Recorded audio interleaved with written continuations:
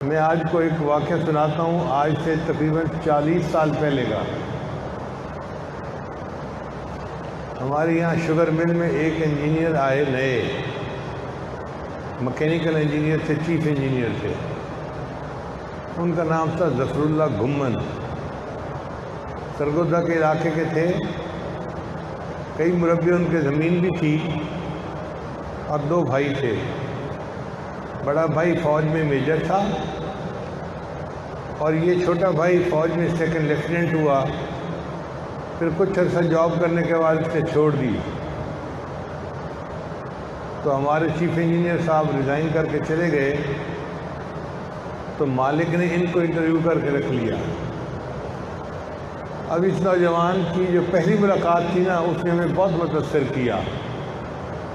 اتنا خوبصورت اس کا جسم، جیسے باڈی بلڈر کا ہوتا ہے نا، چوڑی چھاتی، پتلی کمر، اور اس کے بازو دیکھنے والے، مسل ایسے بنے ہوئے، چل کے آتا تھا تو اس کو دیکھ کے دل خوش ہوتا تھا۔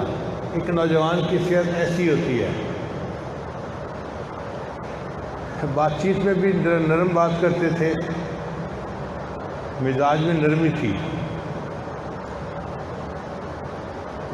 خوش اخلاقی تھی، ہر چیز ان کے اندر اچھی تھی سوائے ایک کے، اور وہ ایک بات بری کیا تھی کہ وہ دہریہ تھا۔ یہ نہیں کہ بے نمازی تھا، سرے سے دین کوئی نہیں مانتا تھا۔ وہ کہتا تھا کہ اللہ نے انسان کو پیدا نہیں کیا، انسان نے اللہ کے وجود کا جو ہے نا ایک تصور گھڑ لیا ہے۔ 3-4 دن بعد مجھے انجینئر نے بتایا کہ جناب آنے والے چیف انجینئر صاحب تو دہریے ہیں۔ میں نے سب کو منع کر دیا کہ اس ٹاپک پہ اس کے ساتھ کوئی بات نہ کرے، اگر کبھی موقع آیا تو میں خود بات کر لوں گا۔ میرا ان کا جو کہ ہر وقت کا واسطہ تھا، کوئی مشین خراب، میں نے الیکٹریکل سائڈ کو ٹھیک کروانا ہوتا تھا، انہوں نے مکینیکل سائڈ کو، تو ہمارا ہر وقت کا مل کے کام کرنا تھا۔ تو میرے ساتھ ان کی بہت اچھی طبیعت جڑ گئی۔ اور ہمارا آفس بھی ایک تھا، بڑا آفس تھا، اس میں 2 ٹیبل لگے ہوئے تھے۔ وہ چیف انجینئر تھے اور میں چیف الیکٹریکل انجینئر تھا۔ خیر کچھ عرصے کے بعد اس نے اپنے بال پر نکالنے شروع کر دیے۔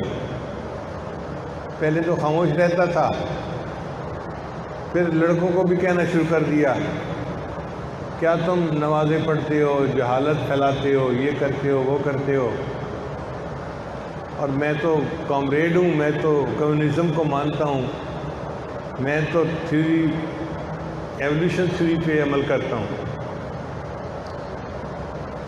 میں تو ڈارون تھیوری کو مانتا ہوں، میں خدا کو نہیں مانتا، میں قرآن پاک کو نہیں مانتا۔ اس قسم کی باتیں کرتا ہے۔ اب دل آزاری تو ہماری بہت ہوتی، مگر چونکہ جاب تھی تو اس کا تقاضے بھی پورے کرنے تھے۔ میں نے سب کو کہا ہوا تھا کہ جو یہ کہے مجھے بتاتے جاؤ، جواب نہ دو، خاموش رہو۔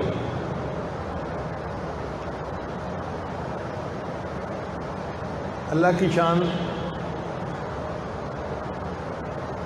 وہ اپنے ذاتی معاملات میں مجھ سے مشورہ کرتا تھا۔ مجھے کہتا تھا مجھے دنیا کے کسی بندے پہ بھروسہ نہیں ہے، آپ کے اوپر مجھے بھروسہ ہے، میں اپنی ہر پرسنل بات آپ سے کرتا ہوں۔ خیر کوئی 3-4 سال اس طرح گزر گئے، ہماری دوستی پکی ہو گئی، مگر وہ جاب کے حد تک تھی، جاب کے علاوہ نہیں تھی۔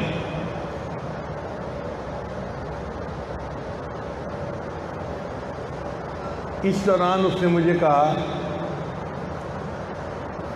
کہ میری امی نے مجھے کہا ہے کہ تمہاری عمر 26 سال ہو گئی، اب تمہاری شادی کرنی ہے، جہاں تم کہو گے وہیں شادی کروں گی۔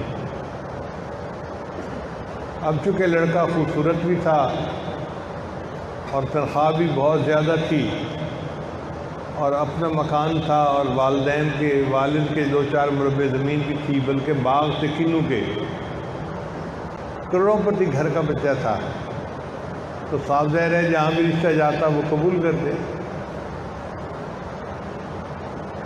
مجھے کہنے لگا جی کہ بتائیں میں کیا کروں۔ میں نے کہا بھئی آپ اپنا ارادہ ظاہر کریں لوگوں پہ کہ میں آج کل رشتہ دیکھ رہا ہوں، تو جو لوگ انٹرسٹڈ ہوں گے وہ آپ سے رابطہ کریں گے۔ اللہ کی شان دیکھیں جی کہ 5 دن کے اندر کوئی 1000 رشتے آ گئے۔ کوئی فوج کے جنرل کی بیٹی ہے، کوئی بریگیڈیئر کی، کوئی کرنل کی، کوئی بڑے انڈسٹریلسٹ کی بیٹی ہے، کوئی سیاستدان کی بیٹی ہے۔ کہنے لگے جی اب میں کیا کروں؟ میں نے کہا بھئی آپ ایسا کریں کہ ان 1000 رشتوں کی ساری درخواستیں پڑھیں، اور جو فیملیز آپ کو ایسے لگتی ہیں نا کہ دین کے اعتبار سے یا اپنے رتبے کے اعتبار سے ہمارے برابر ہیں، ان کو شارٹ کٹ کر لو 50 کے قریب، پھر ان کے ساتھ ذرا ملو جلو تو پتہ چل جائے گا کہ کہاں پہ زیادہ بہتر رشتہ ہے۔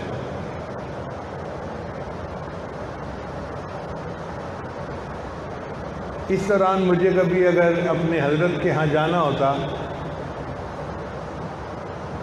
تو میں اسے بتاتا کہ بھئی میں چھٹی پہ جا رہا ہوں، سفرنگ فرام پیر صاحب، مذاق میں میں نے یہ نام رکھا ہوا تھا کہ میں نے حضرت کی زیارت کے لیے جانا ہے، اس کے بغیر مجھے گزارا نہیں ہونا، تو میں چھٹی کر رہا ہوں، اور ریزن اس کی تھی سفرنگ فرام پیر صاحب۔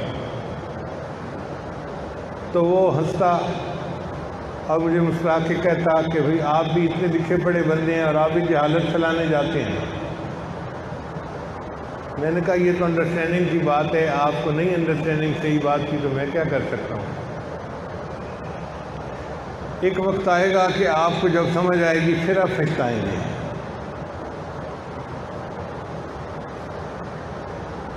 خیر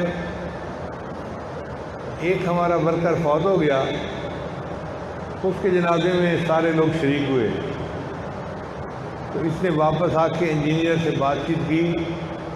میں قبرستان گیا تھا اور میں نے 10-15 قبروں کو ہاتھ لگا کے دیکھا، ان میں سے گرم تو کوئی بھی نہیں تھی۔ یعنی یہ مذاق کر رہا تھا کہ قبر کا عذاب ڈھکوسلا ہے، سائنس اس کو نہیں مانتی، لہٰذا یہ فضول چیز ہے۔ تو کہنے لگا میں نے تو 10-15 قبروں کو ہاتھ لگایا، کوئی بھی گرم نہیں تھی۔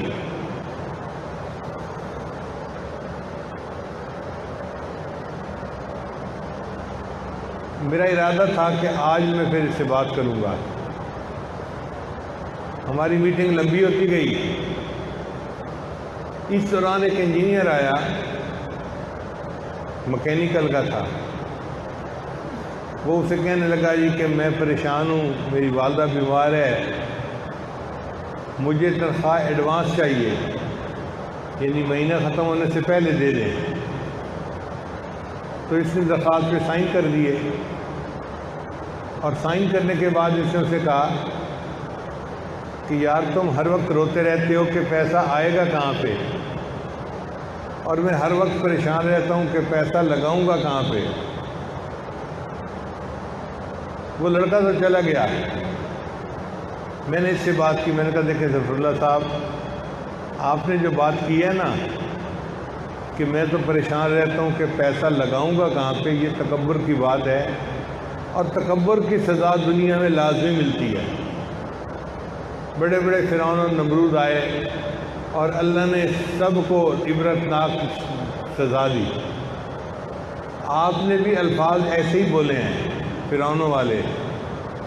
میرا مشورہ یہ ہے بحیثیت دوست کے کہ آپ توبہ طائب ہو جائیں اور اللہ سے معافی مانگ لیں۔ کہتے ہیں جتنا آپ اللہ سے ڈرتے ہیں میں نہیں ڈرتا۔ جب اس نے کہا نا جتنا آپ اللہ سے ڈرتے ہیں میں نہیں ڈرتا، میں نے کہا کہ اچھا پھر اب جو ہے نا کاؤنٹ ڈاؤن شروع ہو گیا، اب دیکھنا پھر تمہارا حشر ہوتا کیا ہے۔ پھر ہم اپنے ٹیکنیکل باتوں میں لگ گئے۔ دوسرے دن ہمیں پتہ چلا کہ جناب انجینئر صاحب کا ایک چھوٹا سا ایکسیڈنٹ ہو گیا. وہ شام کو اپنے سائیکل موٹر پہ جا رہے تھے, زمین پہ گر گئے, چوٹیں آ گئیں, آج ڈیوٹی پہ نہیں آئے. دوپہر کے وقت میں ان کے پاس گیا توا پرسی کے لیے, تو میں نے پوچھا کیا ہوا؟ کہنے لگے بس سائیکل موٹر چلا رہا تھا, نئی موٹر سائیکل تھی اور سامنے گاڑی بھی نہیں تھی, یہی تو روڈ کے اوپر. پتہ نہیں اچانک آنکھوں میں اندھیرا آیا اور میری سائیکل جو تھی وہ ایک درخت کے اندر جا کر لگی.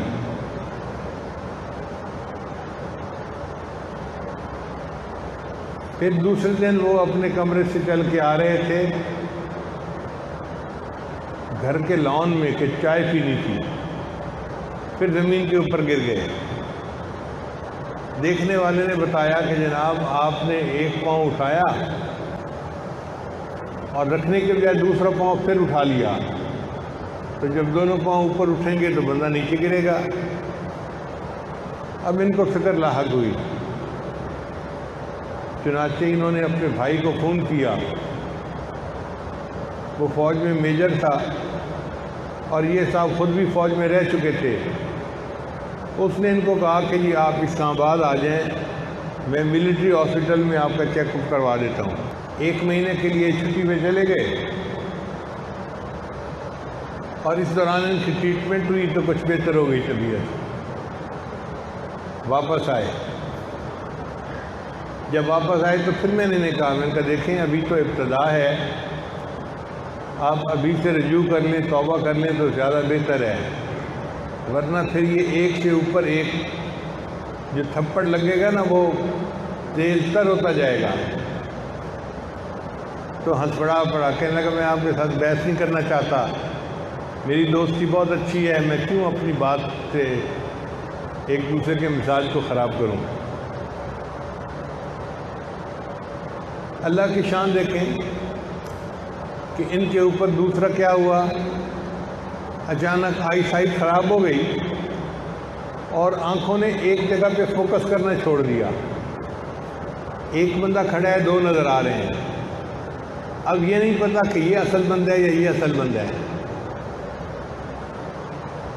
یہ تو بہت خطرناک بیماری تھی. چنانچہ ان کو سب نے کہا کہ آپ تو فیکٹری کے اندر داخل ہی نہیں ہو سکتے, آپ سمجھیں گے کہ مشین یہاں ہے اور مشین یہاں ہوگی اور ایکسیڈنٹ ہو جائے گا. لو جی فیکٹری میں جانا بند, دفتر تک مقید ہو کے بیٹھ گئے. 1 ہفتہ اس طرح گزرا. 1 ہفتے کے بعد پھر تیسری نشانی کہ ہاتھوں میں پسینہ ایسا جیسا قطرے ٹپکتے ہیں نا کسی چیز میں سے, قطرے ٹپکنے لگے. اتنا پسینہ آتا کہ ڈاکومنٹ کے اوپر سائن ہی نہیں کر سکتے تھے.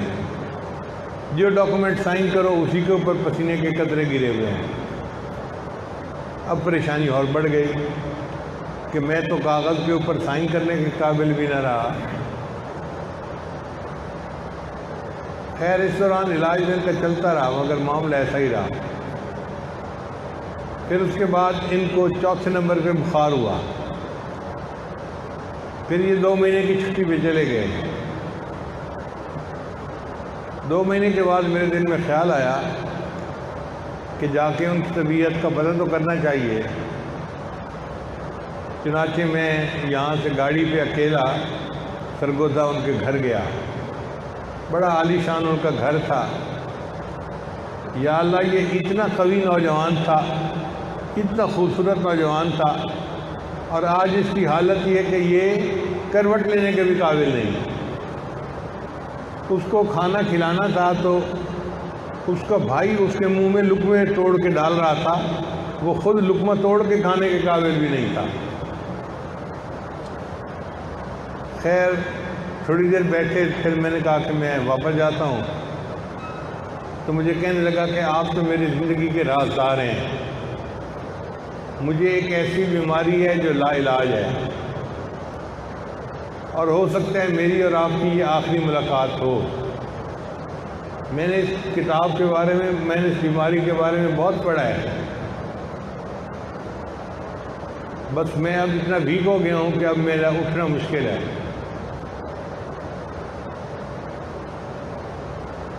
میں نے کہا کہ دیکھیں، آپ کا علاج اگر پوری دنیا میں کہیں بھی ہوتا ہے نا تو ہم کروائیں گے، اللہ آپ کو شفا دیں گے، اور ایک وقت آئے گا کہ آپ ہمارے ساتھ مل کے نمازیں پڑھا کریں گے۔ تو یہ مسکرا پڑا۔ میں نے کہا کہ میں جا رہا ہوں واپس، میں گروپ کے چیئرمین سے بات کرتا ہوں کہ خرچہ کریں اور آپ کا علاج اگر کہیں بھی ممکن ہے تو ہو جائے۔ کہنے لگا ٹھیک ہے۔ لو جی، میں غمزدہ دل کے ساتھ واپس آیا، اور میں نے آ کر اپنے گروپ کے چیئرمین سے بات کی کہ ہمارے چیف انجینئر صاحب ڈیوٹی کے دوران بیمار ہوئے۔ اب کمپنی کو تو اتنا فرق نہیں پڑتا۔ میں نے انہیں کہا جی کہ آپ کی 36 فیکٹریاں ہیں، آپ کو تو پیسے کا کوئی مسئلہ نہیں، آپ اس کا علاج کروا دیں۔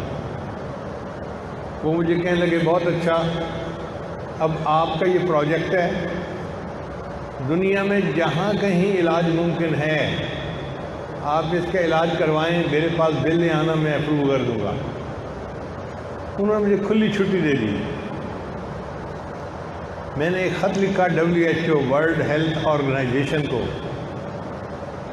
کہ ایک نوجوان ہے، یہ عمر ہے، اور یہ اس کی رپورٹس ہیں، اور اس بیماری کا نام ہے میسٹینیا گریوس۔ اگر دنیا میں کہیں بھی اس کا علاج پاسبل ہے تو آپ بتائیں۔ انہوں نے جواب میں لکھا کہ جی یہ تو لا علاج بیماری ہے، مگر کینیڈا کے ایک ڈاکٹر کی بیوی کو یہ ہو گئی تھی، اس نے دن رات محنت کر کے بیوی کا کامیاب علاج کر لیا، ہم آپ کو ایڈریس بھیجتے ہیں، آپ ان سے رجوع کریں۔ چنانچہ ہم نے اس ڈاکٹر کو خط لکھا، اس نے جواب دیا کہ میں علاج کر تو سکتا ہوں، مہنگا بہت ہے، ہر دن کے اتنے پیسے لگیں گے، رہائش کے اتنے پیسے، ہوٹل اکاموڈیشن کا اتنا خرچہ ہوگا، ہاسپٹل کا یہ وہ۔ ہم نے کہا بھئی جو مرضی ہو، علاج کروانا ہے۔ اس نے ٹائم دے دیا جی کہ 15 دن کے لیے میرے پاس آ جائیں۔ میں نے ٹکٹ بھی بنوائی، اور اللہ کی شان دیکھیں کہ PIA کی پرواز کینیڈا اس زمانے میں نہیں جاتی تھی، یا جاتی بھی ہوگی تو ہفتے میں کوئی ایک دن، تو مجھے سعودیہ کی فلائٹ ملی۔ میں نے 2 ٹکٹیں بنوائیں، ایک اس کی اور ایک اس کے بھائی کی، تاکہ بھائی اس کو لے کے جائے اور اس کا علاج کروائے۔ پھر میں سارے کاغذات اکٹھے کر کے لے کے گیا، اور میں نے وہاں جا کے ظفر اللہ کو کہا کہ دیکھو ظفر صاحب، آپ کے ویزے بھی لگ گئے، ٹکٹیں بھی بن گئیں، مگر ٹکٹیں سعودی ایئر لائن کی بنی ہیں۔ اب آپ میرے ساتھ وعدہ کریں کہ جب آپ صحت مند ہو کے واپس آئیں گے نا تو آپ واپسی پہ آ کے عمرہ کریں گے۔ تو اس نے ہاں نہیں کی، ایسے سر ہلا دیا، کیونکہ دوستی میں یہ نام بھی نہیں کر سکتا تھا۔ جب اس نے تھوڑا سا سر ہلایا تو میں نے اس کو بھائی کو کہا کہ دیکھو بھائی، اب انہوں نے میرے ساتھ وعدہ کیا ہے، لہذا واپسی پہ آپ نے عمرہ کروا کے لے کے آنا ہے۔ اس نے کہا جی بہت اچھا۔ لو جی، یہ دونوں بھائی کینیڈا چلے گئے۔ اللہ کی شان دیکھیں کہ 10 دن بعد ہمیں اطلاع ملی جی کہ ظفر صاحب ٹھیک ہو کے واپس آ گئے۔ میں پھر ان کی دوا پرسی کے لیے گیا۔ اب جب ملاقات ہوئی تو یہ چل پھر رہے تھے، تو مجھے دیکھ کے خوشی ہوئی۔ جب آپس میں معانقہ کیا، ملاقات کی، تو یہ مجھے کہنے لگے کھانا پہلے کھائیں گے یا ہم پہلے نماز پڑھ لیں؟ تو میرے لیے تو یہ بہت ہی انتہا کی خوشی کی بات تھی۔ ایک ایسا دہریہ بندہ نماز کی باتیں کر رہا ہے، اللہ کی باتیں کر رہا ہے۔ تو میں نے کہا نہیں، پہلے نماز پڑھ لیتے ہیں، بعد میں کھانا کھائیں گے اور گپے لگائیں گے۔ اس نے میرے ساتھ نماز بھی ادا کی، پھر میں نے پوچھا کہ اپنی کارگزاری سنائیں.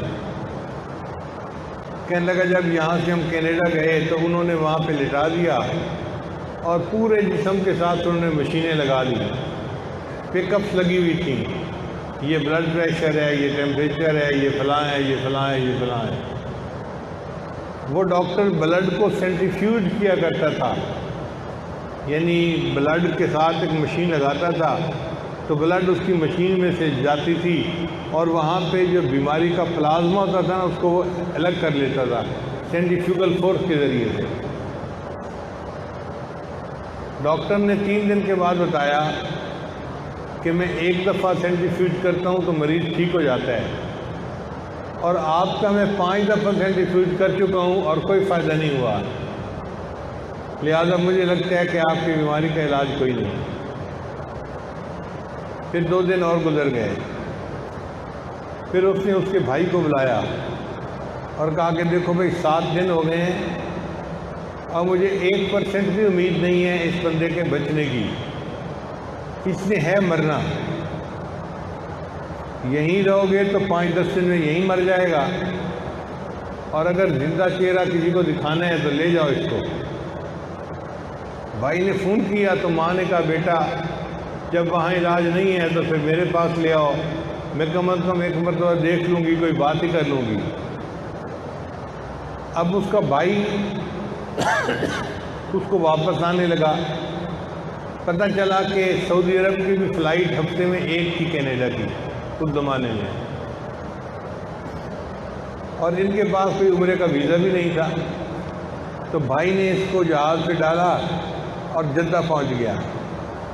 اس کا خیال تھا کہ میں جدہ جا کے درخواست کروں گا کہ مجھے پاکستان کی فلائٹ دے دو، مگر وہ بھی فلائٹ فل تھی. تو جدہ والوں نے کہا کہ ہم آپ کو 3 دن کا ویزا دے دیتے ہیں، آپ ہوٹل میں رہنے کے بجائے آپ ایئرپورٹ پہ رہنے کے بجائے ہوٹل کے کمرے میں جا کے ریلیکس کریں اور 3 دن کے بعد جو اگلی فلائٹ ہے نا اس پہ چلے جائیں. چنانچہ بھائی اس کو لے کے ہوٹل کے کمرے میں آ گیا. یہ کہتا ہے کہ میرے ذہن میں خیال آیا کہ میں نے آپ سے وعدہ کیا ہوا تھا کہ میں آتے ہوئے عمرہ کروں گا. تو میں نے بھائی کو کہا کہ عمرہ تو میں کر ہی نہیں سکتا، بیمار ہوں، تو مجھے جگہ تو دکھا کہ کہاں عمرہ کرتے ہیں. بھائی نے اسے ویل چیئر پہ بٹھایا اور حرم لے گیا. کہتے ہیں کہ میں نے جب حرم دیکھا تو میں یہ سوچ رہا تھا اتنے لاکھوں لوگ مگر سب کے دماغ خراب کہ یہ اللہ کو مانتے ہیں. یعنی ایک دہریے بندے کی کیفیت سنیے جو بیت اللہ کے سامنے کھڑا ہے جا کے. وہ کہتے ہیں کہ میں اتنے لوگوں کو دیکھ کے یہ سوچ رہا تھا کہ جہالت کتنی عام ہو گئی، لاکھوں لوگ ہیں اور یہ چکر لگا رہے ہیں، گھوم پھر رہے ہیں اور یہ خدا کو مانتے ہیں جبکہ خدا تو موجود ہی نہیں ہے. کہتے ہیں کہ میں جا کے بس بیٹھا رہا اور بار بار بیت اللہ کو دیکھتا رہا. یہ جو بیت اللہ کو بار بار دیکھنا تھا اسی سے اس کو اللہ نے برکت دے دی. کہتے ہیں کہ جب میرے جانے کا وقت ہوا نا تو اس وقت میں نے کہا کہ چلو میں دعا ہی مانگ لیتا ہوں. تو میں نے یہ دعا مانگی، اے اللہ اگر تو موجود ہے تو مجھے شفا دے دے تاکہ میں کل ویل چیئر کے بغیر چل کے طواف کروں. ایک دہریہ دعا مانگ رہے ہیں بیت اللہ کے سامنے، اور دعا بھی یہ مانگ رہے ہیں کہ اے اللہ اگر تو موجود ہے تو مجھے بیماری سے شفا عطا فرما تاکہ میں چل کے طواف کروں. کہتے ہیں میں نے بھائی کو کہا کہ دوائیاں سب بند، میں نے اب نہیں لینی ہیں. اللہ کی شان کے اگلے دن میرے جسم کے اندر کافی قوت تھی. بھائی مجھے لے کے آیا اور اس دن میں نے طواف کیا اور طواف کے بعد بیت اللہ کے سامنے بیٹھ کے کلمہ پڑھا. اگر ایک دہریہ بندہ بھی حرم میں جا کے دعا مانگتا ہے اللہ اس کو ایمان جیسی دولت عطا فرما دیتے ہیں، تو ایک مومن اگر وہاں جا کر دعائیں مانگے گا تو اللہ اس کی دعائیں کیوں نہیں قبول فرمائیں گے. اس لیے وہ بیت اللہ ایسی عجیب جگہ ہے جو مانگتا ہے بندہ اللہ عطا فرما دیتے ہیں. مومنوں کی تو دعائیں قبول ہونی ہیں، جو دہری ہیں اللہ ان کی بھی دعائیں قبول فرما لیتے ہیں۔ لو جی، اس طرح یہ بندہ مسلمان ہوا، اس نے کلمہ پڑھا اور واپس آ کے نمازیں پڑھنی شروع کر دی۔